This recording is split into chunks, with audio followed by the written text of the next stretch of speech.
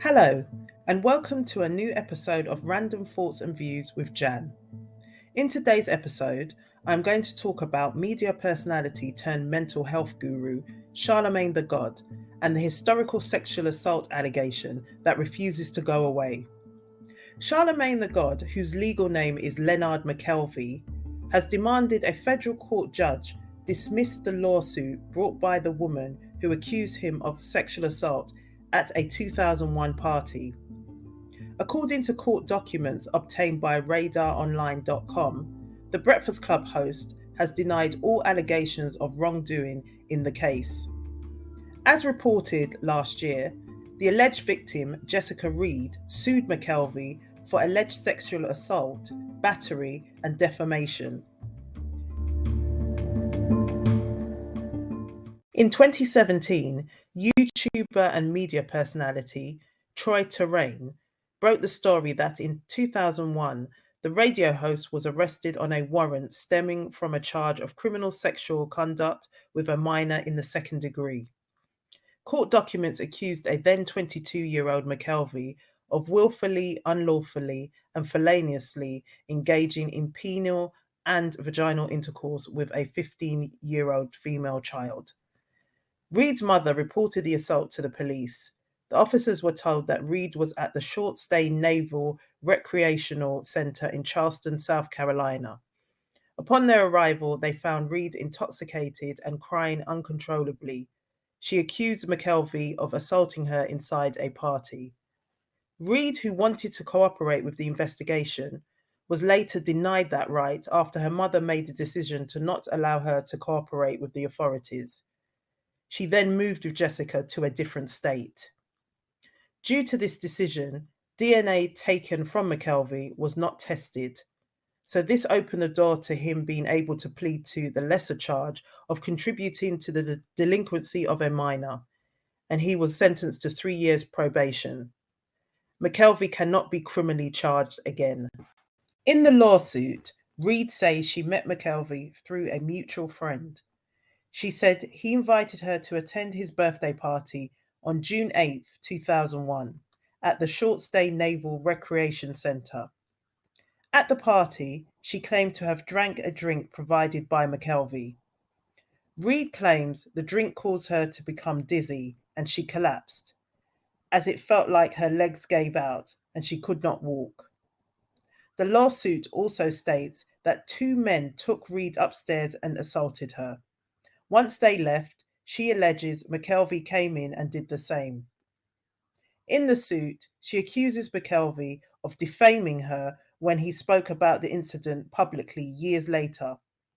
She said he spread false, insulting claims about her, including calling her a groupie. McKelvey is now asking the court to dismiss all claims against him. He argues that Jessica Nicole Reed has come forward countless times on social and other media to accuse him of sexual assault at a house party. He said, despite the undisputed facts that the DNA from the rape kit did not match his DNA, Reed has persisted in broadly decimating her unsubstantiated claims, ignoring that the South Carolina solicitor in 2018 declined her request to reopen the case due to a lack of evidence. At the time the lawsuit was filed, McKelvey's attorney, Michael Weinstein, told Radar Online, "We are confident that Miss Reed's meritless civil lawsuit in which she represents herself will be promptly dismissed. This is the same sexual assault claim that was fully investigated and dismissed by authorities in South Carolina more than 21 years ago. At that time, my client voluntarily submitted his DNA, and it was confirmed his DNA was not found in her rape kit. It is also the same matter that Miss Reed tried to reopen in 2018 that the South Carolina Solicitor General declined to reopen, suggesting, among other things, it was not ethical to do so." Initially, a wider audience first heard about this story from Troy Terrain, host of the Star Report. But it was actually around 2013 when Leonard, aka Charlamagne the God, randomly announced that long before the Breakfast Club fame and notoriety, he had been hit with a rape charge. This was a case of Charlamagne volunteering information that no one asked for. Looking back, it was clear to me that he was doing this to get ahead of the story, because the more popular he became, the more likely that someone would appear from the distant past and totally blow his version of events to pieces. In my opinion, Charlamagne was keen to get ahead of the story, so it couldn't be used against him later on down the line. He would constantly say, "Always live your truth. When you live your truth, can't nobody try to use that truth against you." It was during a conversation with popular YouTuber Academics in 2013 where Charlamagne first revealed details of his previous rape charge. What's the wildest shit you ever did, since you gained fame with, either groupies or I don't do that shit. I'm scared of that kind of shit. I done had a rape charge before. Oh, for real? Hell yeah, I'm scared of that kind of shit. I don't even play them. You got a charge? How you beat that?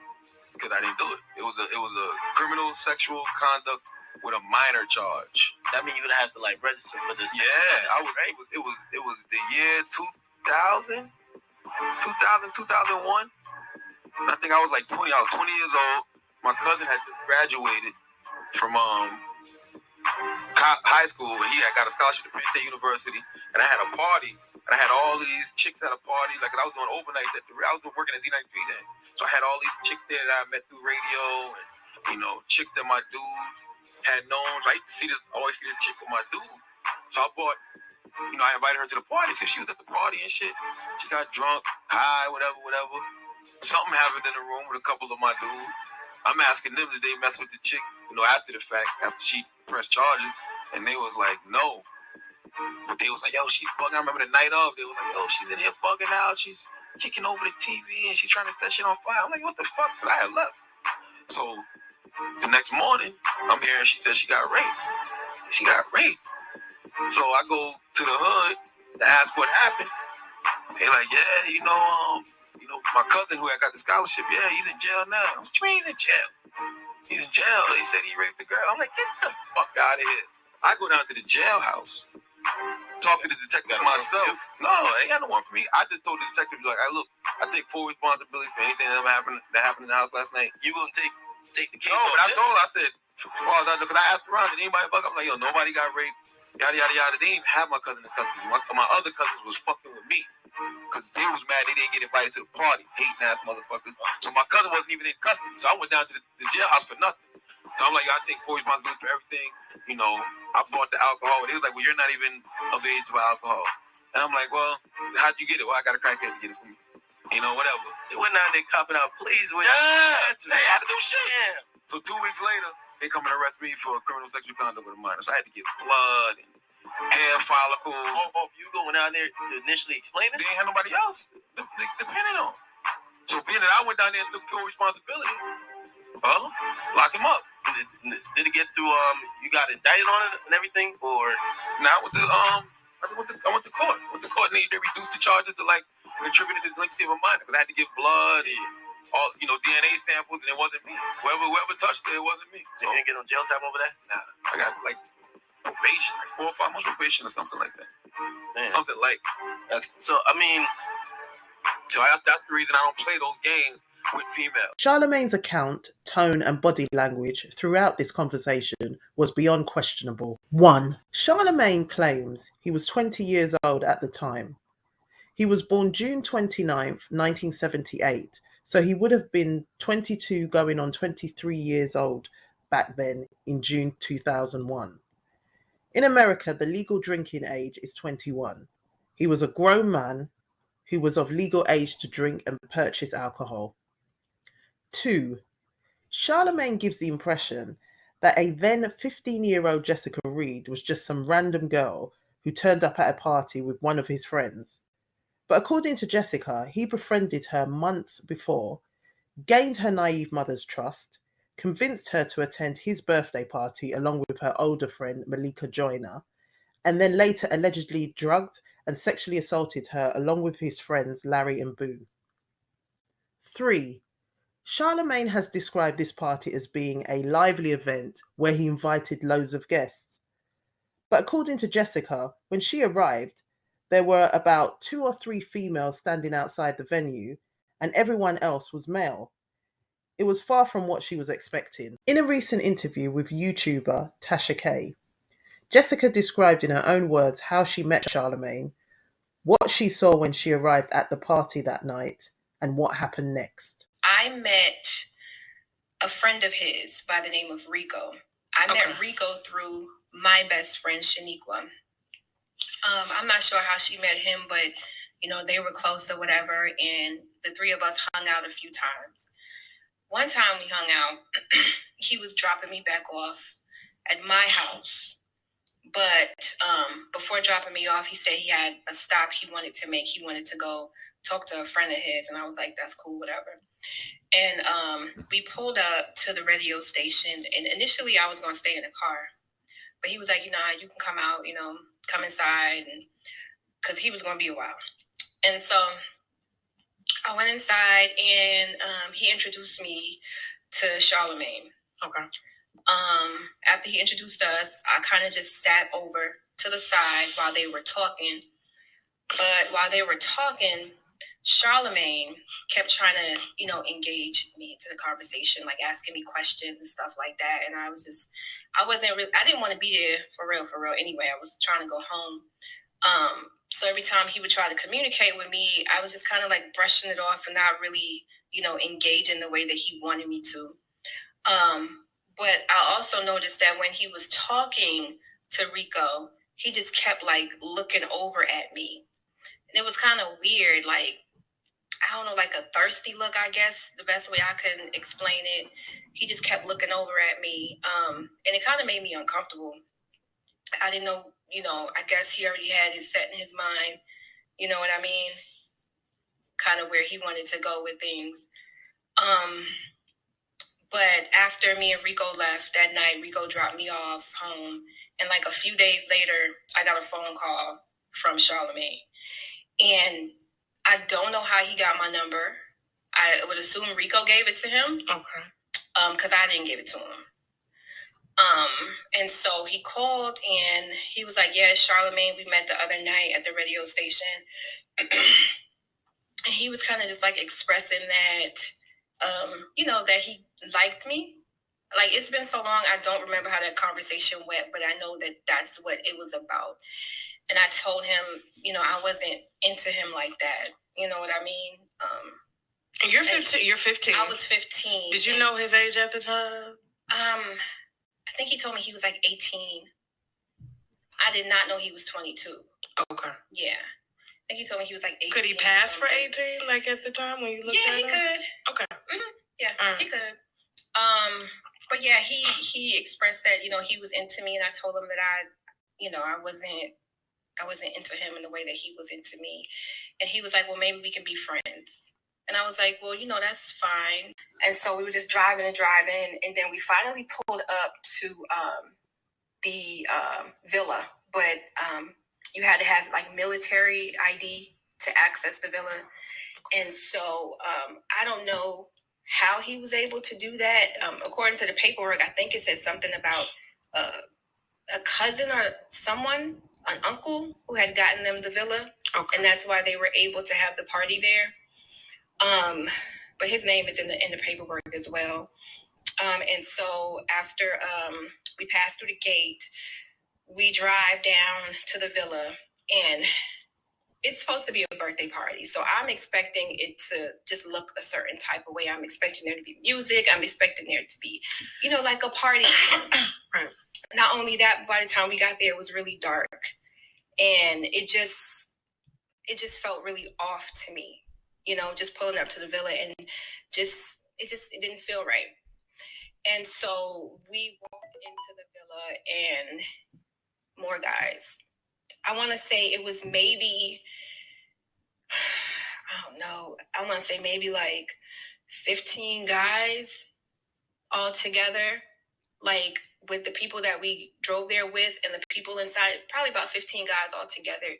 And then there were 2 girls in the back, like on the patio. But there was like no birthday cake. There was no balloons, no music. It did not give off a birthday vibe. You know what I'm saying? Yeah.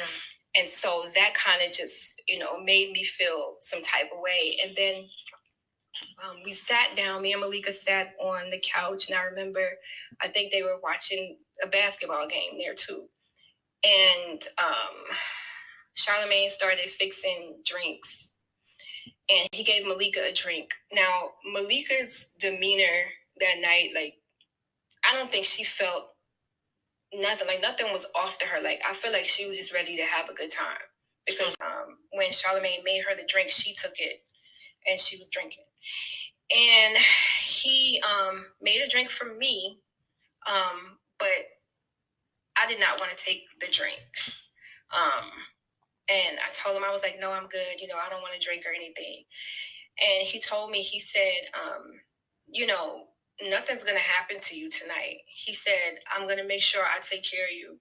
He said, you know, you're going to be good. Just drink and just have a good time. And I kept telling him, no, I don't want to drink. And then he just kept, you know, talking and trying to persuade me to drink. And eventually I did take the drink. And I sat down.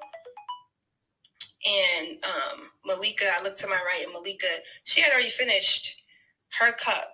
And so he made her another drink. And I'm sipping on my drink, and Malika is on her second drink. And then out of nowhere, she just started throwing up. Oh. She started throwing up, and then all the guys that were there, they just started laughing. Everybody just thought it was hilarious how she was just sitting there throwing up, and she was just kind of like, you know, kind of out of it. Just, and I looked at her, and I was like, you know, like, what? I had never seen her that way. And I was not a drinker. You know what I'm saying? Like, so I was just real, like, I was scared. You know what I mean? And so somebody had brought her some paper towels, and she was trying to wipe herself off. By this time, I think maybe I had finished like a little more than half of my drink. And I just sat the drink on the floor, you know, after I had seen Malika throwing up. And I don't know, I started to feel,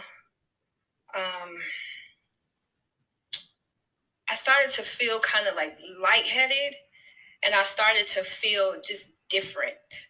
I didn't really feel like myself. And so I was like, okay, I'm just going to go to the bathroom, and I'm just going to go sit in the bathroom, because I felt like if I was in the bathroom, then I would be good just to sit in the bathroom. And so when I had gotten up, immediately I collapsed to the floor. And I couldn't control my limbs. So I couldn't control my arms that much, and I couldn't control my legs. I just like collapsed to the floor. And then I just remember hearing all the guys laughing in the back. And then I remember hearing Charlamagne tell these guys who ended up being Larry and Boo to take me upstairs. You were still in the bathroom at this point? I never made it to the bathroom, because when I got up and tried to go to the bathroom, I ended up collapsing in the living room where everyone was. So I didn't make it to the bathroom by myself. Okay. Larry and Boo did take me to the bathroom. Okay. Yeah.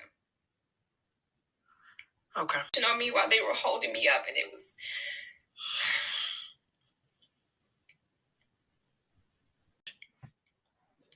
They left me in there. And I was just laying there, and it was a lot of in and out.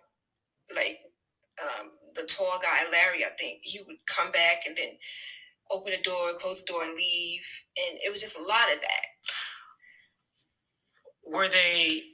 Were you being penetrated at this point with more than a hand? No, not at this point. Okay. No. But they just kept coming in the bathroom? They were just opening the door and then leaving. Okay. Yeah. I mean, was it because that, do you think it was because you were there for Charlamagne? I don't know. Or, you know, because that's... So they're coming in and out of the bathroom, and they're just looking at you, and you can't physically move. So I take it was a date rape drug where it paralyzes you. Yeah. And you can hear, and you're conscious. Really just laying in a dark room There were no lights on. I was laying in a dark room just by myself, just laying there. I didn't know what was going to happen next. I was terrified because I did not, of course, did not expect anything like this to happen. You know what I mean? And then Charlamagne walked in. And I'm laying on the bed. And he walked in. And he got on top of me. And he was heavy. You know what I mean? I was 125 pounds. You know what I'm saying? 5'1", 125 pounds. Very just small and petite. And he had gotten on top of me. And I couldn't roll the way that I rolled when the other guy was there. So it was nothing I could do. You know what I mean? It was nothing I could do. 4. Are we really expected to believe that Charlamagne raced down to the jailhouse after hearing that his cousin was apparently locked up after being accused of rape? Are we to believe that he raced down there because he wanted to take full responsibility for what allegedly happened at the party the night before, only to then find out his cousins, who told him their other cousin was in custody, were lying because they were annoyed they weren't invited to the party? Please. Charlamagne really sat there and lied in poor academic's face, and he lapped up that elaborate story. 5. Charlamagne never went down to the police station voluntarily. The authorities issued a warrant for his arrest after Jessica accused him of raping her. A warrant here, pretty much an affidavit that was signed on, it looks like sworn and subscribed before the issuing judge, I believe, is E.S. Hayes or something, on June 15th, 2001. Okay.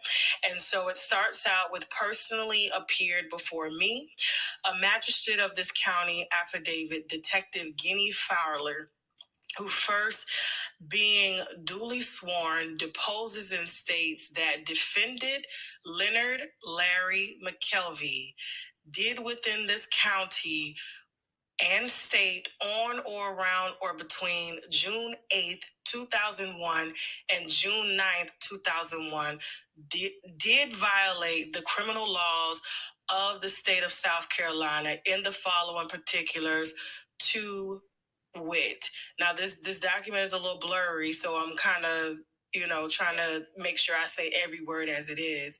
So there's no, I'm adding my own words. So description of offense, it looks like code S or 816-3655, criminal sexual conduct with a minor in second degree. That or on between June 8, 2001 and June 9, 2001 at Short Stay Villa, Monk's Corner, South Carolina, located within the county and state aforesaid. The defendant, Leonard Larry McKelvey, did commit the offense of criminal sexual conduct with a minor to the second degree in violation of 816-3-655 of the South Carolina Code of Laws 1976 as amended, in that the defendant, who is a 22-year-old adult male, did willingly, unlawfully, and feloniously, I hope I said that word right, engage in penile vaginal intercourse with a 15-year-old female child. Facts to establish and aforesaid. Number 1, on the morning of 6/9/2001, the Berkeley County Sheriff's Office was contacted by Joycelyn Reed, the mother of a minor victim, after she received a phone call advising her of a sexual assault that had occurred with the 15-year-old daughter. The minor female was transported by EMS. Make sure I got this line right. Number 3, Affiant responded to the Somerville Medical Center and obtained a verbal and or written statement from the minor child, which is you, which implicated that the defendant in the sexual assault in the sexual assault. Number 4, examinations conducted by Somerville Medical Center corroborated that a sexual assault had occurred. Number 5, the affiant, through investigation, was able to locate the incident location and confirm that this incident occurred in Berkeley County, all against the peace and dignity of the state detective, Guinea Fowler. His address is here, and this was sworn and subscribed before an issuing judge on June 15th, 2001. So there's the warrant number is actually G-773948. The case number is 2001, which is still public record to this day. -06019-155, and this still sits in the county of Berkeley, Moncks Corner, South Carolina. 6. Charlamagne claims that DNA samples taken didn't match. His DNA was never tested because Jessica's mother refused to let her cooperate with the investigation, believing that she was protecting her daughter. 7. Due to this terrible decision, Charlamagne was able to plead to a lesser charge of contributing to the delinquency of a minor.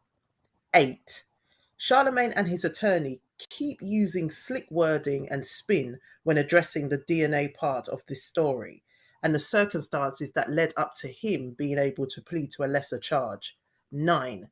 Charlamagne states in his interview with academics that he received 3 or 4 months probation.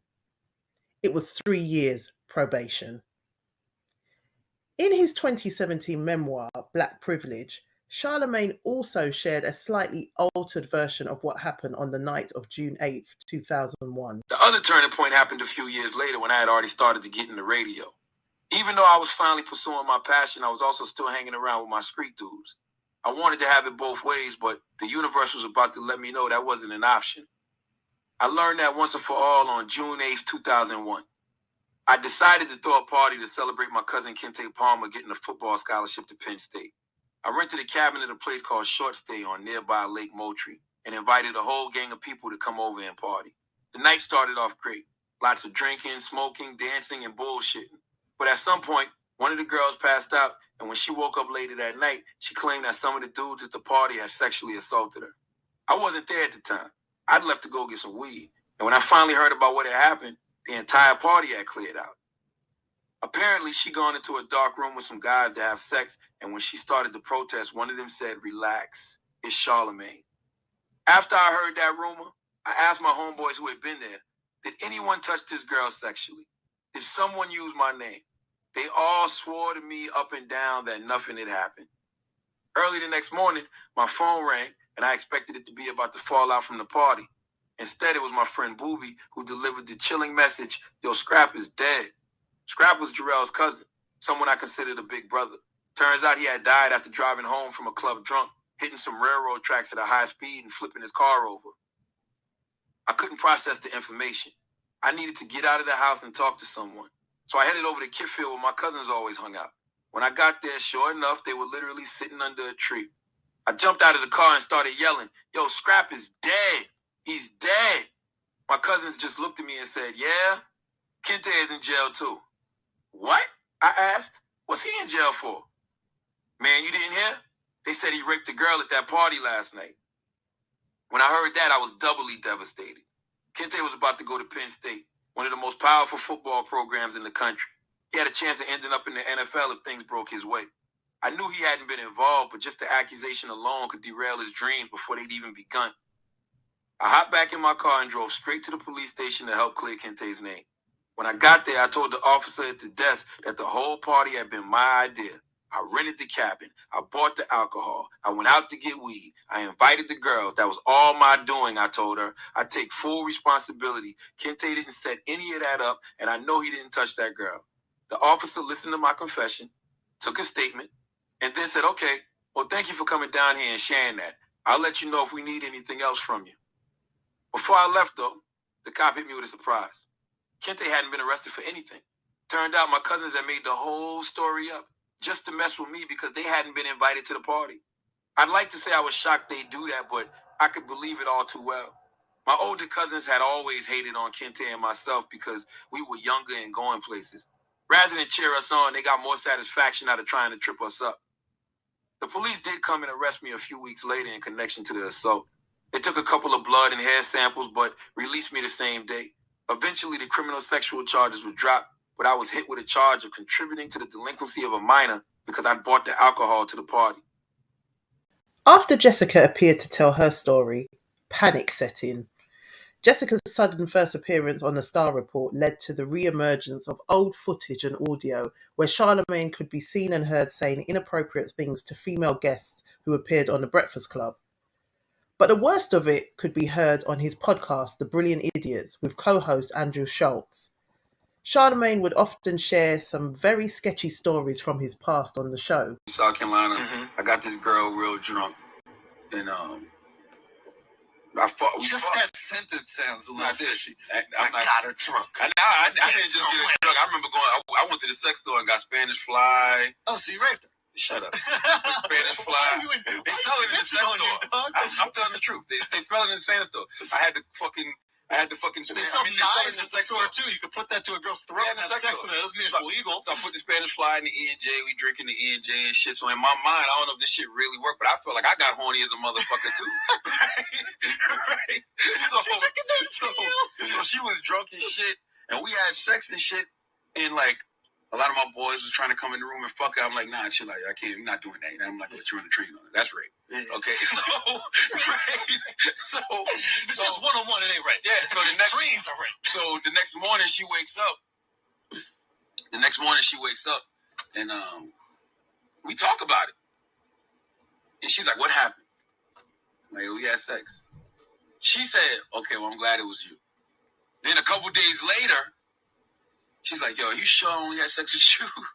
One of my stupid ass cousins was going around saying he fucked her, which he didn't. Okay. I know for a fact he didn't. Okay. I was there the whole time. Yeah. He did not fuck her. Yeah. He looked at her naked, but he didn't fuck her, right? So I'm telling her, no, me and you just had sex. Nobody else did nothing. So it just was weird that she was like, well, I'm just glad it was you. You know what I'm saying? Because in my mind, I'm like, yo, you could have been in a real bad situation if it was another motherfucker there. Compliment, man. A girl just said, yo, at least you raped me. I didn't rape her. I did not rape her. Hey, if it was any of your cousins or friends who have been raped, I didn't rape her because me and her had every intention of having sex with each other. So then why would you put the Spanish Fly? I'm still a freaky motherfucker, but listen, was she passed out while you fucked her? Nah, she wasn't like, she was like one of those drunks where she was one of those drunks where she was like, she wasn't coherent, but she was up. You know when your girls is like when you're blacked out, like that, don't know what the fuck's going on type shit. Like she was yo, that's messed up. Yeah. I keep telling y'all, I've told y'all this over and over. It's a lot of things that guys did, especially when we were young, that were rape, that we just didn't consider rape. And I'm married to my wife. Me and my wife dated for a whole year. She would not give me no pussy. Yeah. Me and my wife hung out one Saturday night, and she got sloppy drunk and passed out at my mama's house, and I got that pussy. No. Yes, I mean, she was fucking me back and all that, but she was really drunk. So I asked her yesterday, I was like, yo, did I rape you the first time we ever had sex? And she looked and she goes, I mean, in hindsight, yeah. No. Both stories would come back to bite him so hard that older Brilliant Idiots episodes were swiftly removed from the internet. Things got so bad that Charlamagne's wife, Jessica Gadsden, appeared on The Breakfast Club to clarify that when she and Charlamagne first had sex, it was not rape. I believe the headline was Charlamagne raped his wife. No, it says Charlamagne admits. Don't just make up a headline. It says Charlamagne admits first sexual experience with his wife was rape. Who posted that? Madame Noir. Okay. Well, that stemmed from a conversation I was having on my podcast about rape culture, and I mean, it was a lot of op-eds and think pieces last year, but I remember Teen Vogue in particular had a headline, is drunk sex considered rape? So my wife and I were discussing it, because the first time we had sex, we were, super young and super, super drunk. So I asked her, did she consider that consensual sex based off the conversation that was happening online? And, the audio clip they got circulating online, of course, is edited and it stops at me just saying, yeah, but She told me, yeah, I can see how people say that, but that's not what happened with us. It's not like I said no. Well, let me call her. Stop acting like you have her phone number. I gave you her number, okay? Let me call her. Let's so call crazy. And Charlamagne would definitely call your wife if need be. That is not true. Yes, I would you never. would. You definitely had Envy call his wife when he was Envy on call. some trauma. Let me call her. Hold on. Mook. Yeah. Do you feel like discussing this headline? You know, I've never called you to have you on the radio. The last time you've been on the radio was 1999 at Z93 Jams in Charleston, South Carolina, New Year's Eve. We kissed on the radio. Wow. You remember that? Yeah, I do. Okay. So talk to the people, baby. Did I rape you the first time we had sex with each other? Leonard, you need to learn how to... First of all, only Monique calls me Leonard. I'm just playing. Go ahead. No, I call you Leonard. Forget that. You need to learn how to tell stories. You shouldn't have used the word rape, first of all, because the conversation that we were having is about rape culture. So the conversation that we were having was that you felt like it was okay for you to have sex with me while I was intoxicated. That's a rape culture thing. That's not rape. So when you asked me that question, I was hesitant to answer you because you used the word rape. But, I mean, that's not what went down. Like, we both know what happened. And I was not passed out. I was very coherent. Like, enough for me to lift up my hips so you could take my panties off. Knock it off. Whoa. Jesus Christ. Sorry. Like, that's what happened. You know that's what happened. And the next morning, we had sex. So, we had sex the next morning?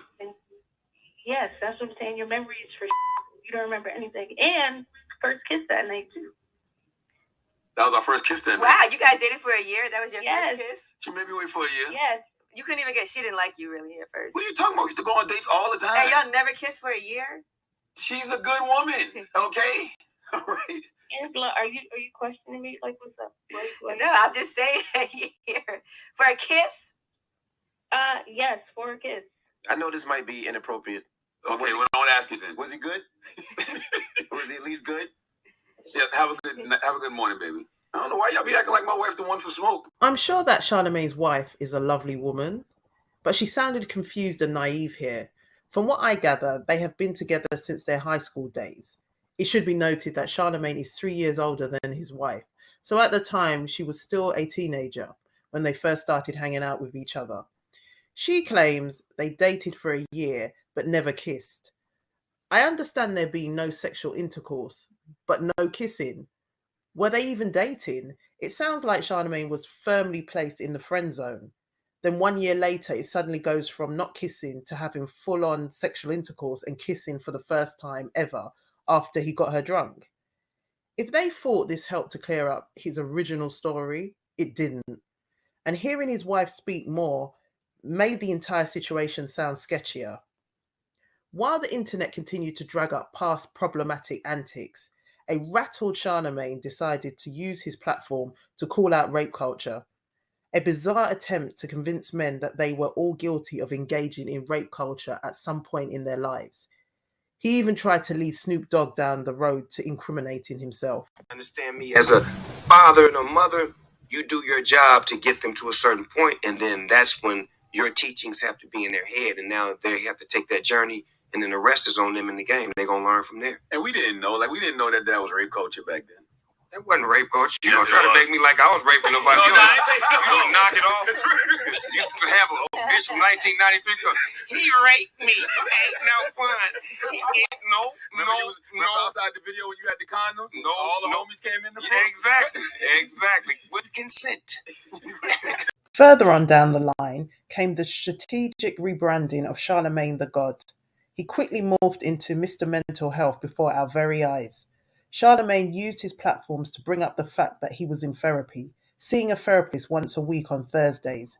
He would then make sure to tell anyone who was listening that he suffered from anxiety. I have anxiety. Nah, that triggers my anxiety. Anxiety. The man began to sound like a record on repeat. But sneaking his way into the mental health space, the new hustle, worked in his favour, fooling many, and continues to do so. In 2018, he even went as far as to release a book focusing on the subject matter of mental health, titled Shook One, Anxiety Playing Tricks on Me. The new, caring and sensitive Charlamagne also used prominent black women to uplift and help with his rebrand. Several black women work with him and for him.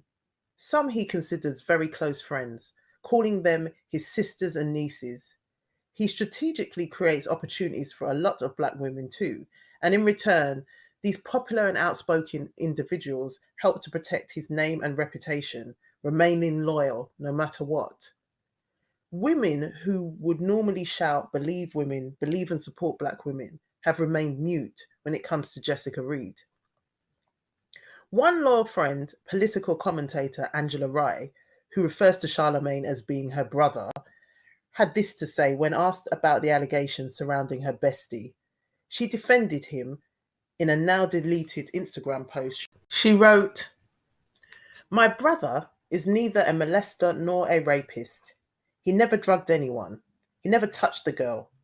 Read more about the incident from 2001 in his book, Black Privilege, and note that he regrets having a party where underage folks were drinking when he was young and dumb. That's the only thing he pled to. Why?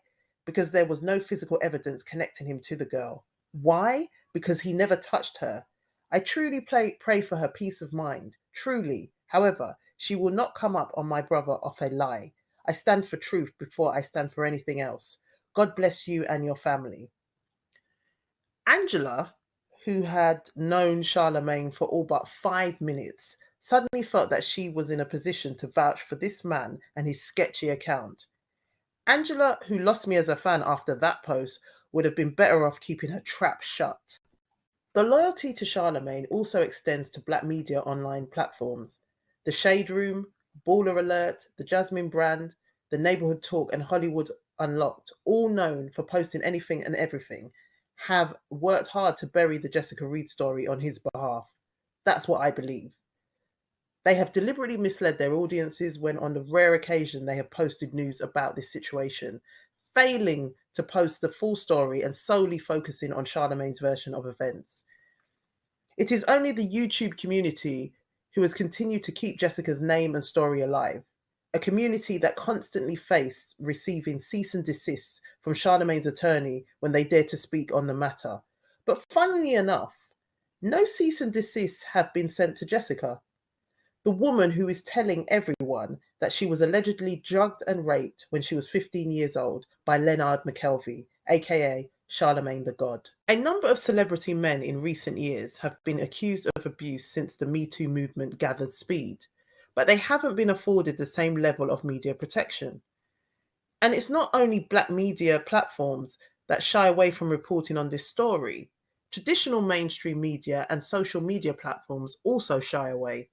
For instance, when the online chatter was focused on Charlamagne and Jessica Reed, he never once trended on Twitter. In fact, anything that portrays Charlamagne in a negative light fails to trend. This to me is suspect on so many different levels. Just know that he has some powerful players in his corner, ensuring that the lone black woman accusing him of historical sexual assault is silenced.